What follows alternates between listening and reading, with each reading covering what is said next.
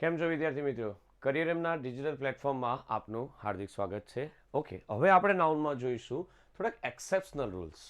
જેમ આપણે કીધું હતું એ પ્રમાણે સબ્જેક્ટ વર્બ એગ્રીમેન્ટની સાથે બરાબર છે થોડાક અપવાદ આવે છે. હવે અપવાદ બરાબર છે અમુક આપણા રિપીટ થશે ને અમુક નવા છે, પણ રિપીટ થાય એ પણ શીખી લેવાના અને નવા તો ખાસ યાદ રાખીશું. તો રૂલ્સ ફોર નાઉન એક્સેપ્શનલ છે 1 to 15. આ જે વિડીયો છે ને એમાં 15 રૂલ જોઈશું. 15માંથી ઘણા રિપીટ હશે, પણ ફરી એકવાર બહુ જ વ્યવસ્થિત છે ને તમને કામ લાગશે. એક માર્ક આપણો પાકો અહીંથી. શું કહે છે? Whenever we divide our split the collective noun. જ્યારે કલેક્ટિવ નાઉન આવે ને તેને જો આપણે તોડીએ ને છૂટા પાડીએ ને ત્યારે ઇટ બીકમ્સ પ્લુરલ. તે બહુવચન બની જાય. Just like check it out. શું કહે છે? એક સરસલી યસ. શું કહે છે? My teammate are. હવે ટીમ છે એ કલેક્ટિવ નાઉન છે, પણ split further into 5 small team. મારી મોટી ટીમ હતી ને બીજી નાની ટીમમાં ડિવાઈડ થઈ ગઈ, તો આમાં પ્લુરલ સેન્સ કરે.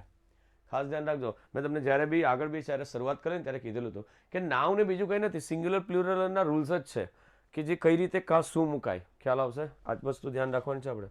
My class. હવે ક્લાસ મોટો કેવો બરોબર છે? ફરી એકવાર ક્લાસ શું ઇન્ડિકેટ કરે છે? Collective noun. પણ ક્લાસ આર શું થાય છે? Divided in many sections. ઘણા બધા સેક્શનમાં ડિવાઈડ થાય ને, જ્યારે કલેક્ટિવ નાઉનને તોડીએ ને તો એમાંથી જે ભાગ પડે ને તો બધા પ્લુરલ બની જાય. ખાસ ધ્યાન રાખજો. રૂલ નંબર 1 બહુ સોલિડ છે. યાદ રહ્યું કે તમને? આગળ વધીએ. Next, when the subject of the collective noun comes before the collective noun, it uses will be plural. બહુ સરસ છે. જો ફરી વાર, a band of robbers બરાબર છે, રોબરનું બેન્ડ આવે, has attacked બરાબર છે, બેન્ડ નહીં હશે બરાબર છે, અહીંયા ગેંગ હશે. શબ્દ યાદ રાખજો. a gang of robbers has attacked the બરાબર છે city. હવે આમાં તમારી સામે જે વર્ડ આપેલો છે બરાબર છે કે આ લોકોએ હુમલો કર્યો, તો આ નહીં આવે, ખોટું છે. robbers of a band have attacked. આ રોબર્સ છે ને એ લોકોનું બેન્ડ બરાબર છે. ફરી એકવાર બેન્ડની જગ્યાએ આપણે અહીંયા શું શબ્દ રાખીશું? ગેંગ. ખ્યાલ આવશે? Attack the city. જ્યારે પ્લુરલ બેઝ હોય ને ત્યારે અંદર શબ્દ જે વપરાય ને એ બી કેવો આવશે? પ્લુરલ, એટલે કે બહુવચન. ફરી એકવાર આપણે જો એને બેન્ડ જ રાખીએ તો બી ચાલશે બરાબર છે, પણ અત્યારે આપણે બેન્ડની જગ્યાએ ગેંગ કરેલ છે. આમાં a band of robber has એ ખોટું છે, પણ આ robbers of a band have એ સાચું છે. શું કીધું? આ કલેક્ટિવ નાઉન છે. આ જે છે ને કલેક્ટિવ નાઉન છે, અને કલેક્ટિવ નાઉન પછી યુસેજ બી કેવો આવે? પ્લુરલ. આ સિંગ્યુલર આપેલો છે જે ખોટો યુસેજ છે. સાચો યુસેજ શું થશે? હેવ વાળો. ખાસ ધ્યાન રાખજો. નેક્સ્ટ આગળ વધીએ. All material nouns are treated singularly. આ ખરેખર નોટ ડાઉન તમે કરતા છો કે ખરા? કે આ જે અંદર વસ્તુ લખાય છે ને બહુ જ સરસ છે. All material noun treated singularly. Just check કરજો. મટીરિયલ મારી પાસે કયા છે? ગોલ્ડ, વોટર અને ઓક્સિજન. આ બધા મટીરિયલ છે બરાબર છે. મટીરિયલ નાઉન આપણે પહેલા ટાઈપ પાડેલા જ હતા. એ બધા સિંગ્યુલર ટ્રીટ કરે. આના પછી કોઈ દિવસ આર કે વર કે હેવ એવું લખાતું નથી. 3 રૂલ જોયા, ખાસ ધ્યાન રાખજો. બધા જોરદાર છે. આ છે ને વસ્તુ નોટ્સ કરતા જાઓ ને. તમારી પાસે પહેલી વાર શીખતા છો તો તકલીફ થવાની જ છે ને. બસ તમે નોટ્સ કરતા જાઓ ને રિવાઇઝ કરીશું આપણે, એટલે આપણને આવડી જશે. Next, rule number 4. When the material noun is countable, its uses become plural too. Okay, આ એક સરસ છે. મેં તમને નેક્સ્ટ પ્રીવિયસ જે વિડીયો હતો ને તમે એમાં જોયું હોય તો કે બ્રિક્સ અને સ્ટોન્સનું ઉદાહરણ આપેલું. તે જ રીતે જો એ કાઉન્ટેબલ હોય ને તો પ્લુરલ બેઝ કરે, પણ અનકાઉન્ટેબલ હોય ને તો સિંગ્યુલર બેઝ કરે. જસ્ટ લાઈક છે અહીંયા છે આપણી પાસે ડાયમંડ્સ છે તો અહીંયા આર આવે, ઇટ ઇઝ કરેક્ટ. પણ please pick up all the bricks and stone from the બરાબર છે ફ્લોર. તો આમાં કરેક્ટ શું આવશે? બ્રિક્સ અને સ્ટોન્સ. આ બધા કાઉન્ટેબલ છે. આ જે બરાબર છે અહીંયા જે બ્રિક્સ અને સ્ટોન પડેલા છે ને એ માની લો કે 25 કે 20 કે એટલા જ છે, તો અહીંયા બરાબર છે આર આવશે. અહીંયા બી બરાબર છે, ચેક કરજો. ડાયમંડ્સ આર, આ બધા કાઉન્ટેબલ છે અને અહીંયા આ રીતે જ લખાશે. અહીંયા કોઈ દિવસ આવું નહીં લખાય કે ખાલી ડાયમંડ કે ખાલી બરાબર છે બ્રિક કે ખાલી સ્ટોન. જ્યારે અનકાઉન્ટેબલમાં જાય ને, ખાસ ધ્યાન રાખજો, ક્યાં જાય? અનકાઉન્ટેબલમાં, ત્યારે એના પછી બરાબર છે ઇઝ આવે. ખાસ ધ્યાન રાખજો. ને ત્યાં ખોટું લખાય જ નહીં બરાબર. ત્યાં બ્રિક્સ અને સ્ટોન્સ બી નહીં લખાય, ત્યાં બ્રિક અને સ્ટોન જ લખાય. એકદમ ટૂંકમાં અત્યારે રૂલ્સ ફરી ગયો.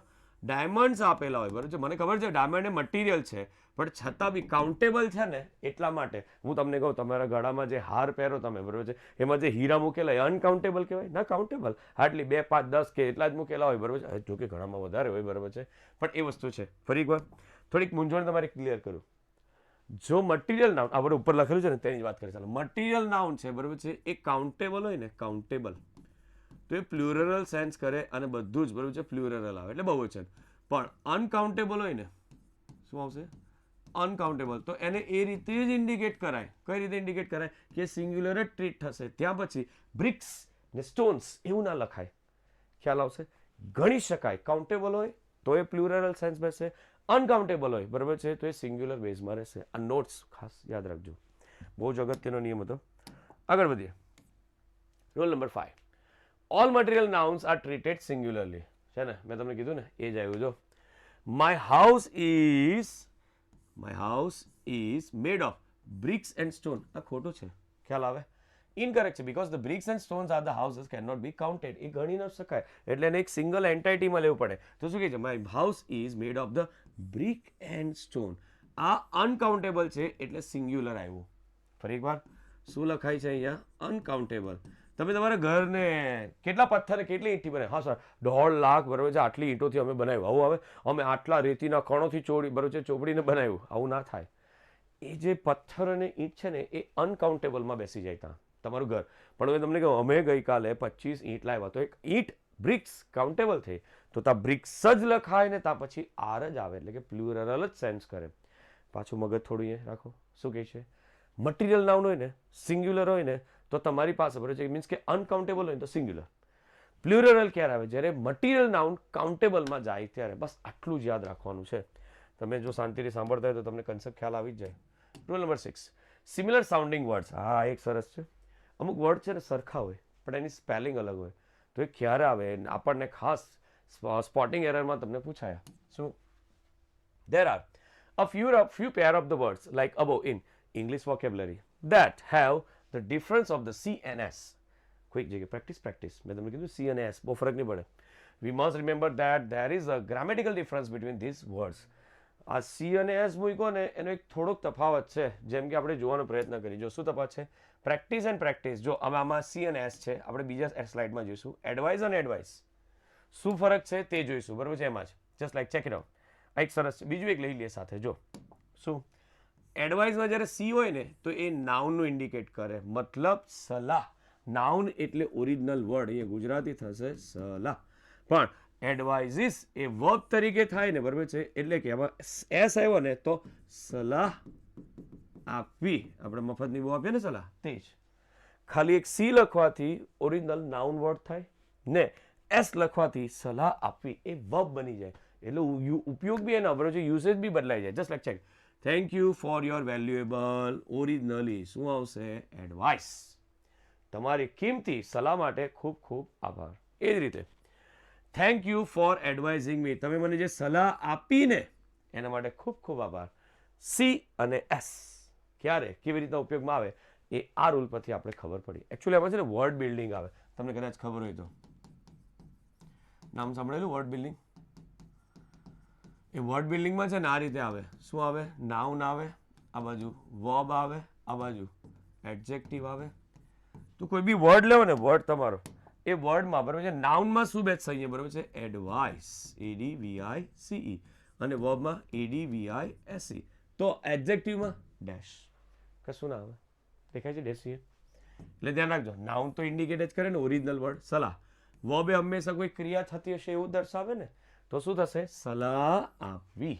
એટલે આ આપણી પાસે શબ્દ આ મૂકવાનો હોય ને એની જગ્યાએ આપી દે, ને આ હોય ને તો એની જગ્યાએ આ આપી દેશે. ખ્યાલ હશે? ઓકે, આગળ વધીએ. સોરી. નેક્સ્ટ બીજો એક વર્ડ છે એવો સિમિલર સાઉન્ડિંગ વર્ડ્સ. શું છે? Practice is the noun. હવે સી આવ્યો પાછો. પેલી વર્ડ બિલ્ડિંગ લખી લે એમાં વચ્ચે અભ્યાસ. બીજું પ્રેક્ટિસ ઇઝ અ વર્બ. આ ફરી એકવાર ઇન્ડિકેટ કરી. સોરી. જો પ્રેક્ટિસમાં સી છે ને એ નાઉન દર્શાવે ને એસ છે ને એ વર્બ દર્શાવે. એટલે ફરક શું પડે? ફરી એકવાર અહીંયા હું ગુજરાતી લખું છું, બરાબર છે. આઈ હોપ તમને એટલું તો ખબર છે. અભ્યાસ, બરાબર છે. અહીંયા અભ્યાસ કરવો. ગુજરાતી થોડુંક ચલાવી લેજો, બરાબર છે. I am not familiar with the writing with the Gujaratis, but I can tell you that. બરાબર છે. અભ્યાસ કરો. Just like check it out. જો how is your football practice? Original અભ્યાસ નાઉન છે, બરાબર છે. શું છે? નાઉન. પણ પ્રેક્ટિસ જ્યારે એસ આવે ને ત્યારે ગુજરાતી શું થાય? Are you practising football every day? શું તમે અભ્યાસ કરો છો રોજ? બરાબર છે. તો હવે શું આવ્યું? વર્બ.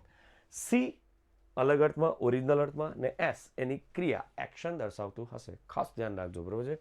જસ્ટ લાઈક અધર સચ વર્ડ્સ પેર્સ ઇઝ પ્રોબેબલી, બરાબર છે, પ્રોફેશી એન્ડ પ્રોફેશી. બરાબર છે. આમાં બી આ તમારો સી વાળો એ તમારો વર્ડ શું થશે? નાઉન થશે. ને પ્રોફેસી એ તમારું શું થશે? વર્બ. નથી પૂછાતા પણ જસ્ટ લાઈક આપણે યાદ રાખી લેજો કે એનો મૂળ શબ્દ જ્યારે લખવાનો હોય ને ત્યારે એ શું આવશે? સી. અને બરોબર છે જ્યારે વર્બ વાળો લખવાનો હશે ને એટલે કે નાઉન વર્બ વાળો ત્યારે એસ લાગશે. નાઉન વર્બ એ રીતે. Next rules number 9. When a neuter gender noun is personified. Neuter એટલે ઈટ વાળા, હી સી સિવાયના. મને બી ખબર છે આ સર પ્રોનાઉનના રૂલ્સ છે પણ નાઉનની સાથે ઇન્ડિકેટ કરે છે. ચેક તો ખરા બરોબર છે કે ન્યુટર જેન્ડર નાઉન આવ્યો ને અહીંયા એટલા માટે શું છે? Is personified. We use masculine gender. આપણે હંમેશા પુરુષવાચક એટલે કે હી લઈશું to object the remarkable for their strength, કે તેઓની તાકાત દર્શાવવા માટે. સર ના ખબર પડી, કશો વાંધો નહીં. એક એક્ઝામ્પલ જોઈએ આપણે ખબર પડે. જસ્ટ લાઈક સન, ટાઈમ, ડેથ અને વિન્ટર આ બધા બરોબર છે હી સી નહીં લાગે, શું લાગે? ઇટ. તો એના માટે હંમેશા આપણે હીઝ વાપરીશું. જો ચેક કરજો જસ્ટ લાઈક એ જ રીતે બરોબર છે. ફેમિનાઇન જેન્ડર તો object the remark for their beauty and graceful. બરોબર છે આની ભવ્યતા માટે એક શબ્દ યાદ રાખજો. Gender to their object remarkable for their strength. આમાં સન, ટાઈમ, ડેથ, વિન્ટર આ બધાની સ્ટ્રેન્થ પડે. તાકાત વાળું હોય ને તો મસ્ક્યુલાઇન જેન્ડર એટલે કે હી વાપરીશું, હીઝ વાપરીશું, હિમ વાપરીશું. Depends on. એ જ રીતે ફેમિનાઇન જેન્ડર એટલે કે સ્ત્રીવાચક to object the remarkable of their beauty and graceful, કે સુંદરતા માટે અને ગ્રેસફુલનેસ માટે. કઈ રીતે? જરાક ચેક કરજો જો નીચે આવે છે શબ્દ. શું આવ્યું? યસ. અર્થ, પૃથ્વીને આપણે માતા કહીએ કે? હા, કેમ નહીં. મૂન બરાબર છે, ચાંદા મામા કે બરાબર છે, પણ આપણે જનરલ એની બ્યુટી માટે એની વાત કરતા હોય તો ઇટ્સ લખાશે, સોરી હર લખાશે તો સી લખાશે. Just like check the sun was shining on the sea, shining with all his sun. બરાબર છે. હવે જે સન આવ્યો, સન ક્યાં છે સર તમારો? અહીંયા બરાબર છે. આવેલો જો બરાબર છે સન, તો એના માટે પુરુષવાચક શું આવ્યું? હિઝ. એ રીતે મધર અર્થ માતા પૃથ્વી બરાબર છે, તો એના માટે શું વપરાશે? શી. ખાસ ધ્યાન રાખજો, સિમ્પલ છે પણ આવડે એવી વસ્તુ છે. ઓકે, આગળ વધીશું. Rule number 10. આમાં છે પેલો જે આગળનો રૂલ ગયો ને રૂલ નંબર 9, તેમાં ખાલી યાદ રાખજો આટલા માટે હી વપરાય અથવા ઈટ વપરાય, અને પેલા લોકો માટે બરાબર છે શી વપરાય અથવા હર વપરાય. In case of a very young child, insects or other small creature we use neuter gender. બહુ જ સરસ છે વાક્ય, ધ્યાન આપજો. પ્રોનાઉનના રૂલ છે પણ નાઉનમાં મૂકેલા છે. કેમ? તો કે નાઉન જ ઇન્ડિકેટ કરે છે પ્રોનાઉનનું. Just like check it out. The baby wants his bottle. આવું નહીં આવે બરાબર છે. બાળક તેનું બરાબર છે અહીંયા કહે છે વેરી યંગ એજ, ખાલી યંગ એજ નહીં, વેરી યંગ એજ હોય. એ રીતે કોઈ ઇન્સેક્ટ હોય અથવા તો સ્મોલ ક્રીચર હોય ને, નાનું હોય ને નાનું, તો એના માટે ઇટ્સ થઈ જાય. બધું નાનું નાનું છે. ચેક કરો. વેરી યંગ એજ એટલે ઇન્ફન્ટ બોલાય, 1 થી 7 વર્ષનું નાનું બાળક જે આવે તે ઇન્ફન્ટ.